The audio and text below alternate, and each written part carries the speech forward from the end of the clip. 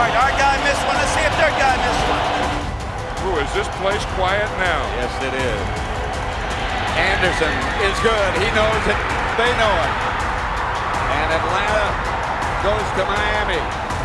It's like getting punched in the gut for Viking fans all over the United States. Welcome, everybody, to Run It Back, Episode 6. This is the show where Peter Schrager and I find our favorite games from 20 years ago, 30 years ago, and break them all down. If you haven't seen our other episodes, go to the Throwback channel on YouTube or NFL.com to search for them. Peter, we've done some beauties. We've done the Monday Night Miracle. We've done 4th and 26. We've done them all, and we got a good one today. We sure do. Unless you're a Vikings fan, you might want to put your head in your pillow and cry. One of the all-time great NFC championship games between the 15-1 Minnesota Vikings and the 14-2 Dirty Bird Atlanta Falcons. This game has Madden and Summerall, who are at their absolute prime in this one. It's got Randall Cunningham throwing beautiful deep passes to a rookie Randy Moss, and it's got a whole lot of Dirty Bird. Kyle, I love this game, and I loved watching it back. It's the best. Let's get right into it because, Peter, 15-1 versus 14-2. Summerall points out this is a 14-2 team playing on the road. And this team, this 98 Falcons team, you said it, Dirty Birds, who are immediately brought back. Let me tell you about this era in Falcons football, all right? Dion's long gone. Andre Rison is gone. These are the Dan Reeves Atlanta Falcons. Dan Reeves, who had quadruple bypass and major health issues that he went through. Chris Chandler is the quarterback.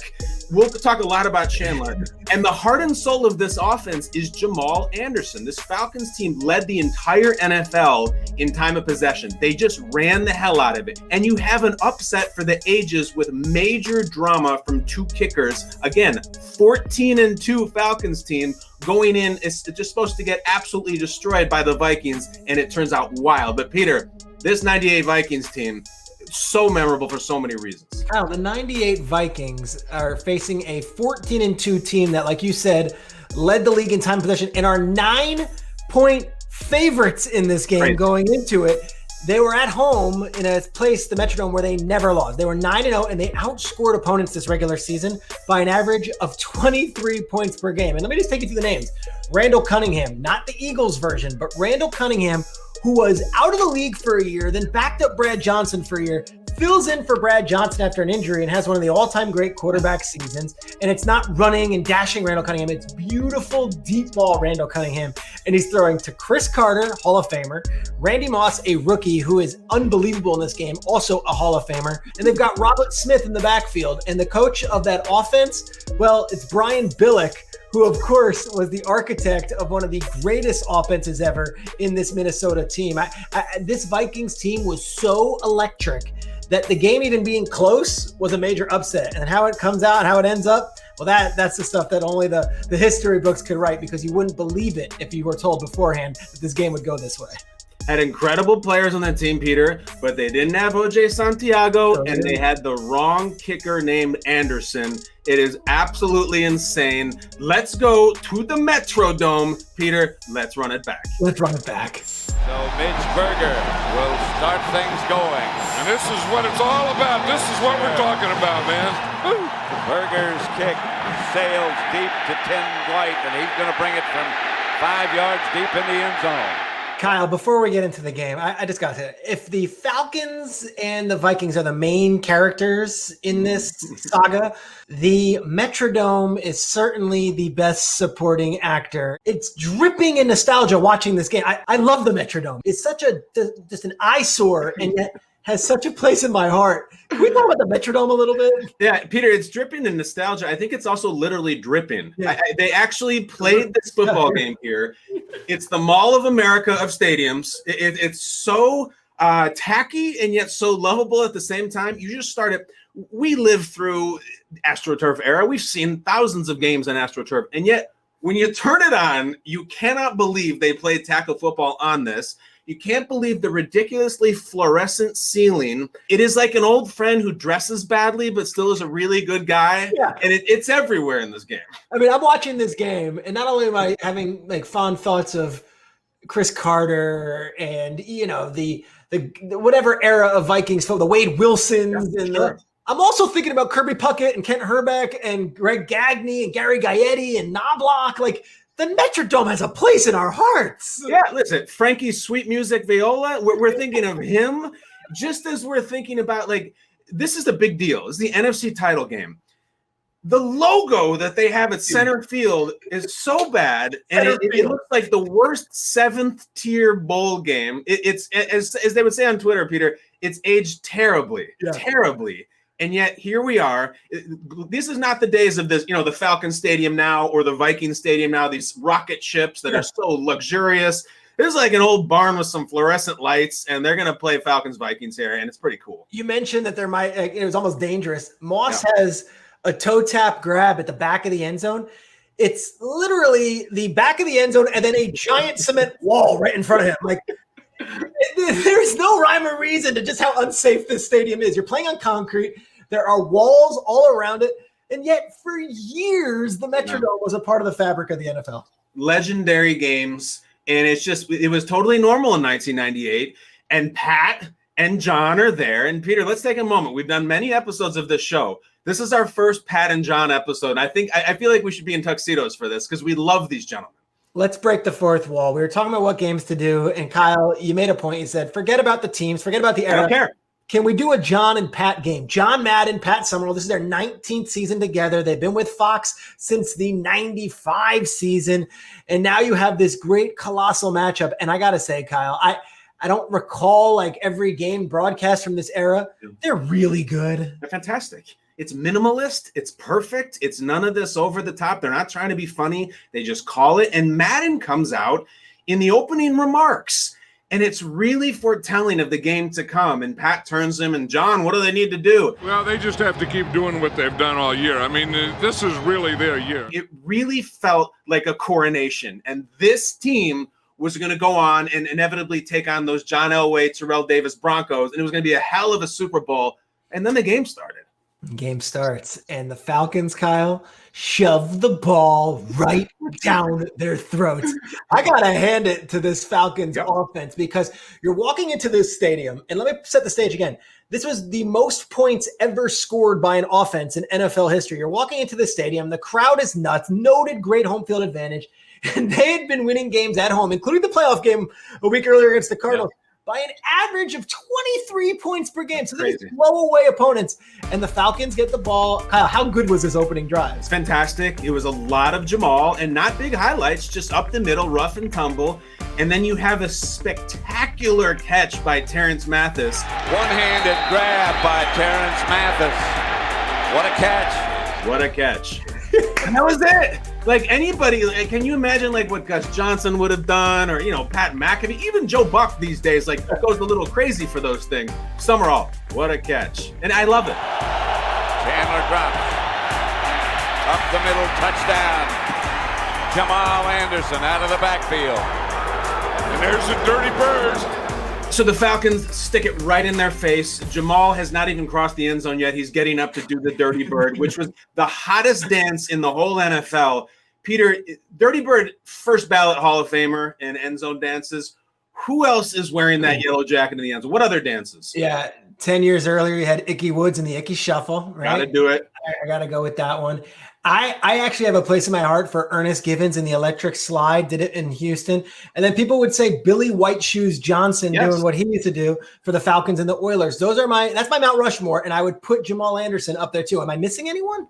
Well, listen, the bob and weave that the Greatest Show on Turf would do was popular for a hot second. But I really think it's Icky or it's Jamal. It's the shuffle or it's the bird.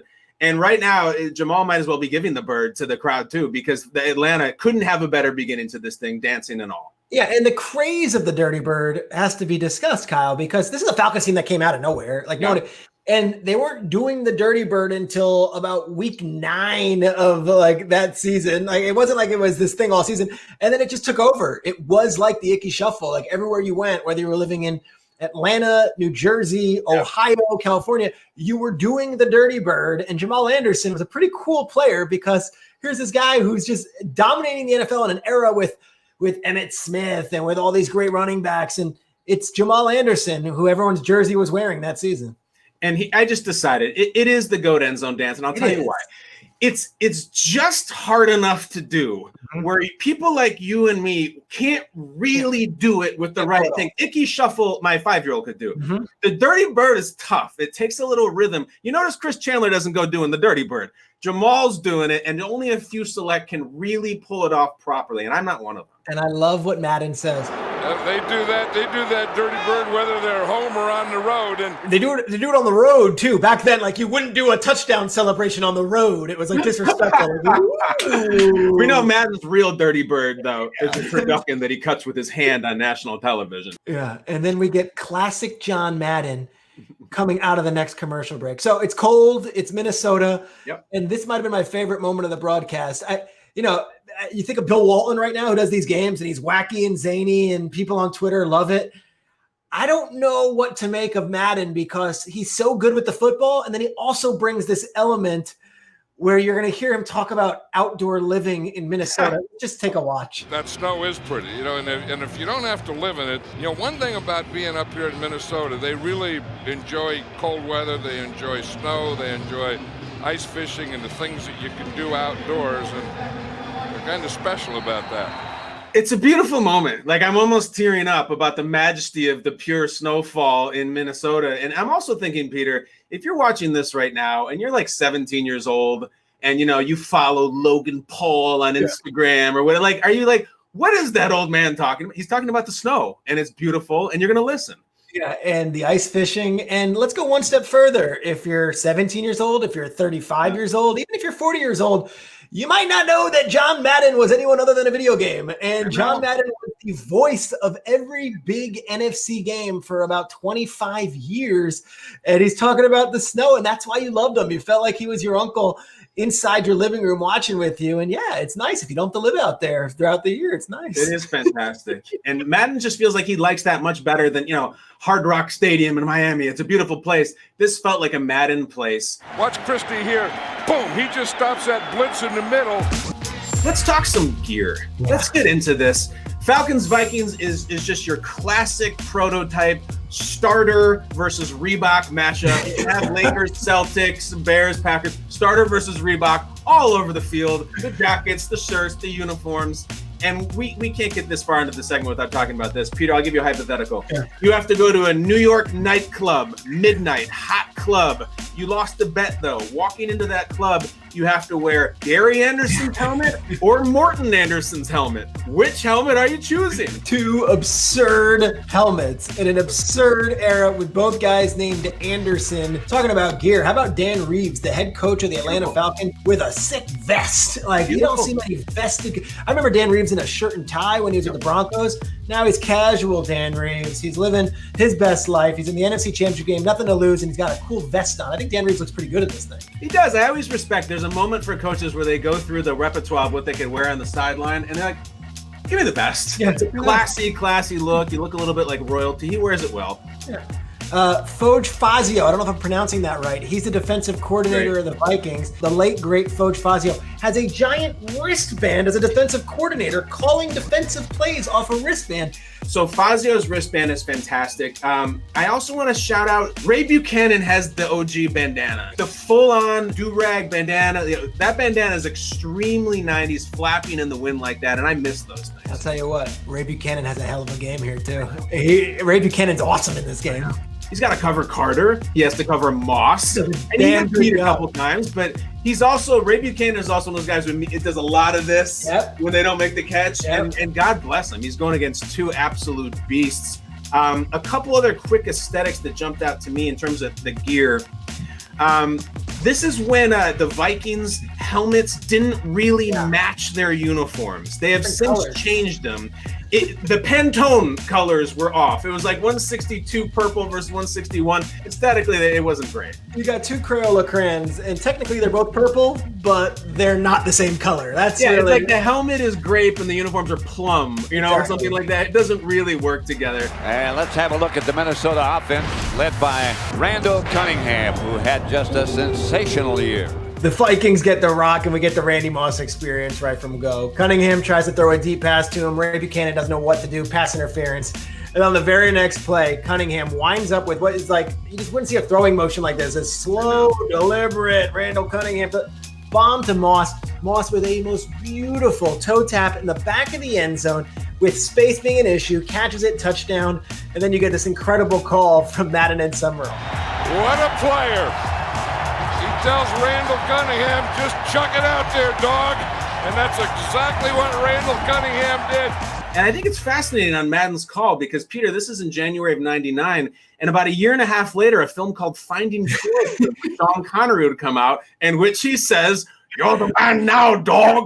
And it made me immediately think of it. Didn't you? Didn't you think of it? I'm picturing Randy Moss sitting with John Madden in a production meeting and says, "I tell Randall Cunningham, just throw it up to me, dog." And then John Madden writes it down with "dog" being written. Just incredible that Madden would even quote him verbatim with the word "dog" in it. If John Madden today were to say, "Just chuck it to me, dog," like, do you know what Twitter would do with that quote and the memes and the photoshops of Madden and the accoutrements that Madden would have? It'd be incredible. I have to also, Randy's amazing, and we're going to have more Randy.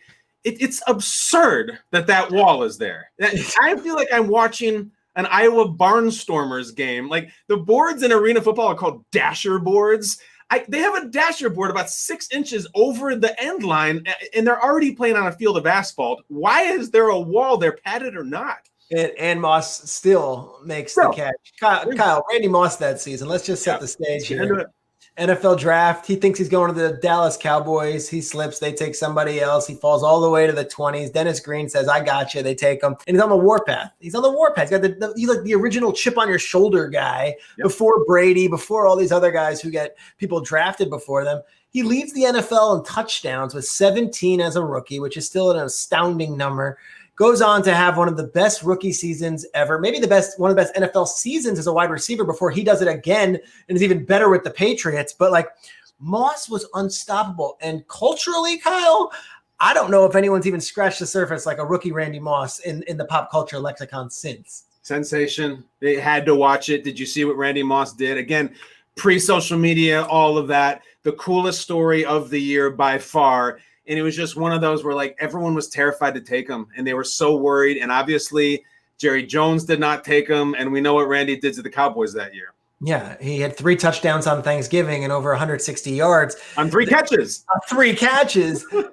There's also this aspect of that Randy Moss rookie season where, like, the best is yet to come. Like, we're just scratching the surface, which almost you look back on these teams from these Vikings teams, and it's like, how did that team not win a ring? Like, it's this killer, like, in your gut. And for Randy Moss as an NFL player to then go from that team to the Raiders, of course, and then eventually with the Patriots and Tom Brady and still retire without a Super Bowl ring is really one of the great sad voids of his career. And I feel for him because his NFL resume is really unparalleled at the wide receiver position. Yeah, including playing in a Super Bowl as a San Francisco 49er, which is wild. True. And I will say in this game, you see all the ability and all the Randy Moss stuff. There's little flashes of some of the things that got Randy Moss into trouble. There's a really weird moment where Madden and Summerall call him out for running routes with his mouth guard in his hand. He has his mouthpiece in his hand. Now, if he's going to be just a guy who's just running around out there, he doesn't even put his mouthpiece in his mouth. It's a little Bush. He's obviously really young at the time, but we know particularly with Oakland, some of those things came up. Yeah, sure. And there was also, they would go to the sidelines and you'd see not only Dennis Green, the head coach, talking to Randy Moss, but you'd also have Brian Billick talking to Randy Moss, and you'd also have Chris Carter talking to Randy Moss. But none of that is an issue because the Vikings, they continue to roll. They're at home. They've got the crowd with them. They've got momentum behind their back. Like I said, they're big point favorites in this game. And they score in their first 4 possessions. They're rolling. They're up 20-7 in this game. Familiar territory. Everyone comes to the Metrodome and gets blown out. This is what was happening. 20-7 lead. How do you lose this game? Anderson from 35 yards out. It's 20-7. So Madden and Summerall are feasting for the whole game on Gary Anderson's perfect streak, in which you just saw 118 kicks in a row. Like, there's a lot of talent on this Vikings team, but there's no one more reliable than Gary Anderson. His kicks were like a Reggie Miller free throw. It was going in. Of all the ways they could lose this game, it wasn't going to be him. No, his last miss was in 1997. Think about all the kickers in the league, in the NFL, and guys miss extra points, guys miss chippy field goals. Gary Anderson was as an automatic a player in the NFL from 1997 to 1999 that there was, and he happened to be wearing a Minnesota Vikings jersey and playing in the biggest game of his career that day. It's incredible, and I know that Minnesota has thought about Gary Anderson a lot, for better or for worse.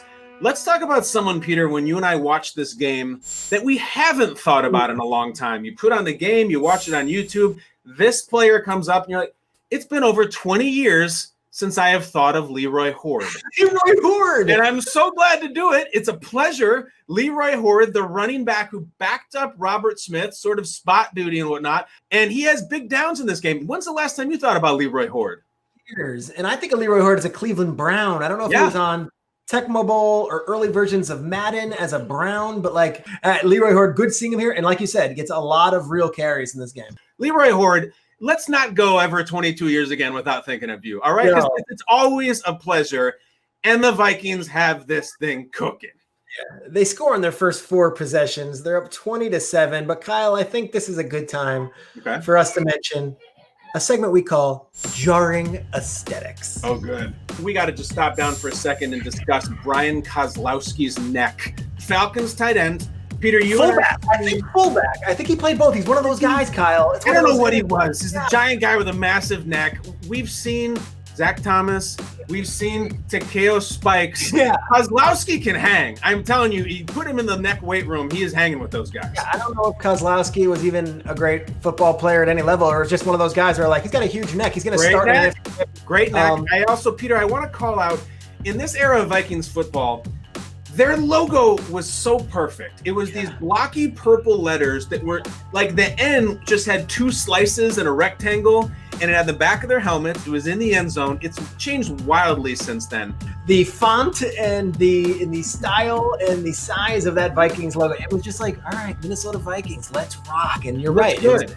And one of the things that did not look good, and I remember this from this era because Madden was big on it, Randall McDaniel's stance. What's Randall McDaniel here? Now, this stance is something that he says that he developed when he had a bad knee so he could stay low. He says he does everything wrong. He doesn't want kids to watch him copy because no one else can do it. But he said when he goes home to his family, he said his nephews and nieces all get in that stance. That's Randall McDaniel's stance, and it looks glorious inside Madden's legendary telestrator. Yeah, and Madden was talking about stories like, that's the Madden difference, that Madden is talking about Randall McDaniel's stance. Like, you're not getting that from Tony Romo. I'm sorry, you're just not. Like, you're not getting that from Romo. He can predict the plays. He can't do the stance. Aikman and Collinsworth aren't talking about the offensive lineman's stance. So that's why Madden was what Madden was. And there's another player that's prominently featured in this game on the sidelines. Doesn't throw a pass, but Steve DeBerg is all over this broadcast. And if you don't know this name, Steve DeBerg, 21 years in the league. He was the 49ers quarterback before Joe Montana. Now think about that. That's in 78. And now you fast forward to this game, which is being played in 1999. He's not only the backup quarterback, he's basically calling the plays from the sidelines for the Atlanta Falcons. And he looks glorious with a great little mullet perm as he's doing so. He's very old. I felt like he was on every team. And yet Chris Chandler looks like he's Steve DeBerg's dad. Like, I don't think there's ever been 2 older-looking quarterbacks ever. I can't think of one. That quarterback room that year, and I'm not knocking these guys, I love it, was Chris Chandler, Steve DeBerg, and Tony Graziano. I mean, you have your Mahomes. Give me those 3. Let's go to war. How about that? A few years later, Michael Vick is in that room as the number 1 pick in the draft, and that's a big change. One last jarring aesthetic I want to bring out is something that I really miss, and it is the really in-your-face, up-close coordinator cam. Not this like stately pulled back shot of the booth. I'm talking about the one. It looks like a James Corden's Carpool Karaoke in the face, and at one point we even get a binocular shot from the Falcons booth. If you're using binoculars like that, you are bird watching, you are a peeping Tom, or you're a coordinator in the 90s. There's no other reason. You're way up there. And shout out, I asked a Fox executive, like, who was directing? The guy's name is Sandy Grossman was a director. Right. Bob Stenner was the producer. And this game is just wonderfully, wonderfully produced and directed. Everything about it screams 1998. And yet at the time, it was so cutting edge. And the coordinator cam was second to none. It was awesome. So the Vikings are absolutely rolling. They're up 20-7. Chris Carter, Randy Moss, both making incredible plays. when there's a turning point in the game, and it comes on the hands of a guy named Chuck Smith, who was a great pass rusher from his era. But Randall Cunningham goes back for a pass, and Chuck Smith has one of the more athletic strip sacks you will see in a big game. Chuck Smith hit his arm. Chuck Smith came from that backside. And then very shortly thereafter, Chris Chandler hits Terrence Mathis. And instead of going into halftime 27-7, this game's 20-14, and you can feel the crowd getting a little bit quieter as we head towards the intermission. That's exactly what they needed. Yeah, and if I'm a Falcons fan, I'm saying, hey, Randall, that beautiful delivery is not so beautiful now, is it? Maybe if you didn't take a crow hop like Vlad Guerrero with your delivery, it would have been stripped. But it's sure enough, it's all the way back in his hand, and Chuck makes a great play and a huge game-changing play. There's 2 fumbles in this game, one in the first half, one in the second half, that the Vikings, they have nobody to blame but themselves, and this is number 1 of 2. The Vikings go 3 and out, and they end up punting the ball, which – we got to talk about the guy who returns the punt, and not only, the way he returns this punt, but his impact in this game. The name, Kyle, I'm just going to mention it. Tim Dwight. Brass cojones. Can we talk about Tim Dwight for a second? State champion in the 100-meter dash, an absolutely fearless athlete. You look at it on that last drive, he fields a punt back there in the goal line. You're not supposed to do that, but he gets some good field position. Then they put him in at quarterback. He gives a little hand fake. Tim Dwight helped change momentum on that last drive. But I absolutely love the way Tim Dwight plays this game, plays every game. Just to jump ahead, when the Falcons get to the Super Bowl, they get crushed by Denver. Yeah. Tim Dwight has a kick return for a touchdown in the Super Bowl. Like, he is out there making plays. I believe he's involved in the LaDainian Tomlinson-Michael Vick trade at some point later in his career when the Falcons would draft Michael Vick. But Tim Dwight's great in this game, and he's great for the Falcons that year. Look, he was a track star at Iowa, a great accomplished Big Ten player, comes to the NFL and is a real difference maker. In this game, not only does he have this ill-advised punt return that we're going to see, he also takes 2 passes. He takes 2 plays directly from under center out of the shotgun. He's the quarterback in the play and takes him almost like a wildcat that they're running in 1999. Shout out to Jack Burns, who was the play caller here. You didn't see much of that in 1999. You didn't. You did see one other thing, though, as it pertains to Tim Dwight. And, Peter, we'd be remiss if we didn't mention it. Tim Dwight is in the Barbed Wire Bicep Tattoo Club. Just my quick rundown of its members. Obviously, Urlacher is the president of the club. Tom Gugliotta was in the Barbed Wire Club. Tim Dwight. And I think Pamela Anderson from Barbed Wire, that rounds out the top 4. Yeah, I mean, you nailed them. Tom Gugliotta's Barbed Wire tattoo spawned over 1 million across the country, primarily in Freehold, New Jersey at my high school, primarily. And by the way, he played for the Timberwolves right there in Minnesota where the game's going on. So Dwight is fierce, fast, fearless, and he really does energize the Falcons. He does, and this is suddenly a game. And, Randy Moss is coming in and out of the lineup with an injury. There starts to be some frustration with Cunningham missing something. The Vikings offense goes cold, and the Falcons do what they do. They eat up the time of possession, and they convert points. They chip away at this lead very steadily. 5:36 left in the third quarter. Minnesota 20, Atlanta 17. And now you're thinking, okay, this is a game, but what happens? Minnesota marches right back down the field. It is 20-17. And what happens? We get a pass to Chris Carter, who makes a nice play. Andrew Glover gets involved. Robert Smith makes a play. And then Randall Cunningham hits Matthew Hatchett, the third wide receiver. And it's 27-17. You feel like the game is now finally out because guess what? This is a 6-minute drive. They answered. They took the ball right down the field. And Atlanta is back against the wall with 13:35 left. But Chris Chandler answers. The Falcons are, no question about it, having trouble hearing. Chandler going deep, got a man open. Caught by Tony Martin. Martin down at about the 8-yard line. What a throw by Chris Chandler. And then they nail a field goal, making it a 7-point game with just 7 minutes left to go. So now Atlanta's down 7 on the road, clock's ticking, but they're only down 1 score. And then they get what looks like a massive break with really an objectively terrible fumble, which is Cunningham here in the title game. Atlanta's saying we got it, and they do. Atlanta gets the turnover. Shane Brownett has the football. They're in business, but they're not, because they go for it on a 4th and 4 in which Madden is openly saying you should kick. They don't get it. And right then, it feels like it's over. You gave it a nice run, guys. Go back to Atlanta. You got nothing to be ashamed of. Because especially then the Vikings machine turns on. Yeah. Then it's Robert Smith. I would call this churning out yards here. Here's Robert Smith. Not much room this time, but he found some. And Smith. We're getting Cunningham versus Elway. This thing is going to happen. It's going to be a hell of a Super Bowl. And you can smell it. I don't care what anyone says. You say you can't smell Super Bowl. I'll guarantee you can smell Super Bowl. And out comes Gary Anderson. So that's a pretty good bet. If you say, do you think Gary Anderson will make this field goal? The answer should probably be yes. 39 yards away. And it's not good. You couldn't have scripted it more ironically that Madden's like, do you think he's going to make it? He's going to make it. And then he misses. And it's still a 7-point lead. And I guess we're watching it back. We have the luxury of knowing the history and what happens here. But you feel the entire Minnesota fan base just completely become deflated. And you think of that Vikings history, whether it be all the Super Bowl losses, whether it be all those losses in the playoffs in recent history, and you just have this just ominous feeling. How does Gary Anderson miss that chippy, Kyle? The football gods are cruel, and they demand sacrifice. Perfect snap, perfect hold, perfect conditions. It's nothing. There's no external factor. He just misses for the first time in about 2 years for no good reason at all. And fans know, like they know when it's over. And I feel like the Metrodome knew right then a 15-1 season is over.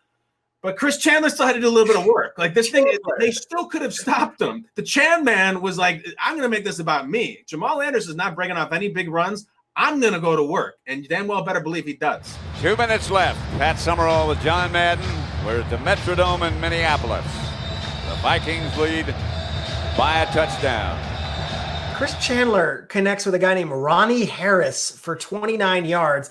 And then he has this big scramble up the middle for 9 yards. He hurts his knee on it. And you're wondering, is Steve DeBerg or Tony Graziano going to have to come in? Turf Monster gets him. But he gets up and then he throws a pass that Kyle, I don't ever hear mentioned in one of like the what if happened. And like, if this, he throws a pass that gets deflected, and Robert Griffith, who is an outstanding player for the Vikings, has no reason not to intercept this pass. It is in his hands in the end zone. He drops it. And we talk about Gary Anderson all the time. If Robert Griffith picks this pass off, the Vikings are going to the Super Bowl. We never even have to worry about Gary Anderson. This is what we like to say in this show. This is why we do it. Because no one remembers that dropped interception whatsoever. There's always the play before the play. Like we like to call out Dante Hightower, the Patriots linebacker, who tackled Marshawn right before the Malcolm Butler interception. If he doesn't do it, the Patriots lose. And if Robert Griffith makes, I don't know, a pretty easy interception for a safety like him, the Vikings are going to the Super Bowl. There's so much synergy here with Randy Moss. Okay, so Randy Moss, the next time he's in the Super Bowl, of course, is with the Patriots. They're undefeated. Everyone talks about the David Tyree helmet catch. If Asante Samuel intercepts a pass thrown right in his distance, the Patriots win the Super Bowl that game. He doesn't intercept it. He drops it. Eli then does his thing. There's way too many parallels for me to say, oh, it's a coincidence, because here's Randy Moss in another big game. And if Robert Griffith picks this off, we don't even go to overtime. It's over. It's 27-20. Vikings win, and they go to the Super Bowl. Instead, Chris Chandler gets the last laugh, Kyle. Out of the pocket. Touchdown. End zone. Touchdown. Atlanta. Holy brother. Do you go for two? No, heck no, you don't go for two. You got to tie it up. Chris Chandler rears the hell back and chucks this thing into the smallest window, and he's just playing on all heart right now. It's a gorgeous throw and the biggest of stages of all time. And I love immediately the banter between Summerall and Madden. Summerall just innocently just throwing it out. John, should they go for two? Heck no, you don't go for two. He had a strong take on that. Madden was not going for two. They didn't go to two. They tied up at 27-27. And amazingly, the Vikings do have the ball. It's 3rd and 3 at the Minnesota 27. There's 30 seconds left. And the Vikings take a knee and they down the ball, Kyle. There might have been shades at the end of the second quarter where they went for it and they fumbled again. But, I mean, you got two Hall of Fame wide receivers. Randall Cunningham is your quarterback. Chuck it. They don't go for it. They decide to instead settle for overtime, and we go to OT in the NFC Championship game. Who would have thought? 27-27, we're in overtime. The Vikings have won the toss as we get set to start it in overtime. So to overtime we go, and you're thinking there's going to be some big fireworks, but just the opposite. The first 3 possessions. Terrible overtime. Punt, punt, punt. I feel like watching deleted scenes on a DVD. Like, this is why they didn't put them in the movie. It was boring as hell. Right, punt, punt, punt. And then the Falcons get the ball, and you're like, all right, the Falcons haven't really done much in the last hour in real time. And Chris Chandler does what apparently Chris Chandler does. He hits O.J. Santiago, the tight end, for 2 huge plays. And then, Kyle, we always talk about these plays, the ones that we forgot, whether it be McNabb hitting Todd Pinkston in the 4th and 26th game on a beautiful play. Chris Chandler shows one of the all-time gutsiest plays we're ever going to see in a big spot. This is a brutal hit he takes, scrambling and making things happen. He's not in there. Anderson deep. Here's Chandler. Chandler steps away from one man, scrambles himself. Bad knee and all down to the 31-yard line. Now they're close enough. It's a clear helmet to helmet. In today's game, it would be 15 yards, and there would be screaming talking heads the next moment demanding Dwayne is thrown out of the NFL for this hit. But Chandler just gets up. Yep. And then he feeds the ball to Jamal Anderson, who was not particularly great in this game, but he gobbles up 9 yards. Suddenly, the Falcons are in striking distance. It's sudden death overtime. They could put this thing away. The whole overtime was numb. I still think the Metrodome crowd knew. I think when they missed that field goal, they knew it was over. And so there's this feeling of like, yeah, the Falcons are about to win. Not only did you have the chance in regulation, you had a few possessions in overtime in which you did squat. You don't deserve to win this game anymore. And guess what happens? The Falcons are going to the Super Bowl. From 39 yards out, Anderson is good. He knows it. They know it. From 38 yards officially, Morton Anderson and the Atlanta Falcons end it 30-27. And Atlanta goes to Miami. The Falcons won fair and square. Were we as fans robbed? Is this maybe the greatest team ever to not get to the Super Bowl? They might be. They might be. And in future years, we'd get the greatest show on turf, and they'd put up huge points. We get the 07 Patriots put up huge points. But this team's almost forgotten in those conversations. They were up 20-7 at home in a playoff game where they were not going up against Joe Montana or Tom Brady. They were going up against Chris Chandler. And nothing against him, O.J. Santiago. Like this one is a wild, wild outcome for what really, really was a one-sided game going into it. But Kyle, that's why they play the games. That's why they play the games, and that's why they do the celebrations. What I'm talking about here, let's get into some of the post-game quotes. Robert Smith on the losing Vikings said afterwards he had revealed they put the congratulations banners up in the locker room. Yeah, so the NFC champion stuff was there. It was as empty a feeling as I've ever experienced going into a locker room. The overwhelming sadness. Gary Anderson, obviously he missed the kick. Gary said there are no words to describe how I feel. 6 inches one way or another makes a difference. 10 times more disappointed. They had their hearts ripped out because they thought they were going to the Super Bowl too. Yeah, and you look at all the careers of these players. Randy Moss would never get a ring. Chris Carter would never get a ring. Randall Cunningham would never get a ring. Denny Green would never coach in a Super Bowl.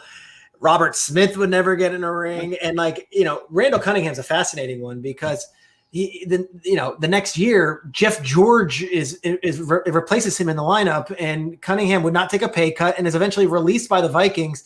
Kind of peters out with his career with the Cowboys and the Ravens, and that was that. But it was such a cool story that for that 1 year, Randall Cunningham had this great breakout year, but that was it. There was never another big Randall Cunningham year. Jeff George replaces him. Strange replacement. Obviously, then Randy goes on to be the supernova of the league, and he gets into the Culpepper years and is fantastic, and he did his thing. I think really the sad part is now all these years later, neither the Falcons nor the Vikings have won a Super Bowl. And as we know, especially with the Vikings, they've had some tough ones. The Falcons were up 28-3 in the Super Bowl. They still haven't won one. 28-3. The Vikings, it's like they have their Minneapolis Miracle. But that wasn't a divisional round game. They would get the doors blown off them in the NFC Championship game the following week. The Vikings never get back there either. And now we're in this Kirk Cousins era. Do you really have this great confidence that Kirk Cousins is going to be hoisting Lombardis for the Vikings? I don't know about that. This was the team. This was the team. That's And what I really would have liked to see Denver versus Minnesota. Let's call it what it was. That Falcons Super Bowl appearance was a disaster for reasons on and off the field. They never competed in the game. Terrell Davis and Elway ran all over them. TD and John versus Moss, and it would have been really, really nice. But listen, make a field goal, keep a lead. Like, they don't deserve to be there at all. And I respect Chris Chandler and the Falcons, but it would have been nice to see those Vikings. Chandler's legacy is pretty cool. So they would draft Michael Vick, and Chris Chandler would kind of be his mentor. And then he would jump around a little bit, go to the Oilers, and he'd be Steve McNair's mentor too. So both of those players who you necessarily would not think of guys who were not starting right away, they backed up Chris Chandler their first years in the league, and they all say that he was a fantastic mentor, and he had it on the wall. I mean, he had already taken a team to the Super Bowl. Chris Chandler had a pretty cool career. He played a lot of years, almost 20 seasons in the league, and he went to the Super Bowl, never discussed as one of the great quarterbacks of his generation, and yet very distinguished NFL career. Played an incredible game. Peter, I don't know if we stepped on it enough, but let's wrap up this episode by saying who you get your game ball to. Give out a game ball. Who you got? Yeah, my game ball goes to that man right there, Chris Chandler, gutsy as hell. Overtime, takes that hit. He's just all over the field making plays. And some of the passes that he has in this game are beautiful football passes, like across the body, throwing it in there. And I don't think anyone expected Chris Chandler before that season or during that season to be going to a Super Bowl against John Elway. But he shows his mettle in this game. I thought Chandler was tough as hell, and he earned every bit of that Super Bowl appearance. I agree. I have to give it to Chandler too, because this is not how they're going to win this game. Jamal Anderson doesn't do much at all. I feel like his longest run was 9 or 10 yards, maybe. It's Chandler and DeBerg, the brain trust. Chandler went for like some 300 some yards. He's throwing touchdowns. He's throwing his fastball. It's funny because we do this show and we could pick any game in history, whatever we want, all the great players. And yet we're wrapping up because Chris Chandler beat the 15-1 Vikings team, who I still think is the best team to never get to a Super Bowl. Yeah, Chris Chandler and O.J. Santiago were the reasons why Vikings fans have never won a Super Bowl. Sorry, Peter, you're the reason I do this. This is Run It Back. Thank you, everybody, for watching. We have a ton of other episodes. Whoever your team is, we probably did one of their games. So go to the NFL's Throwback channel on YouTube, or just search Run It Back on NFL.com. Peace, Regs. Go work on that dirty bird, my friend. It is always a pleasure. Thank you, Kyle. Great job as always.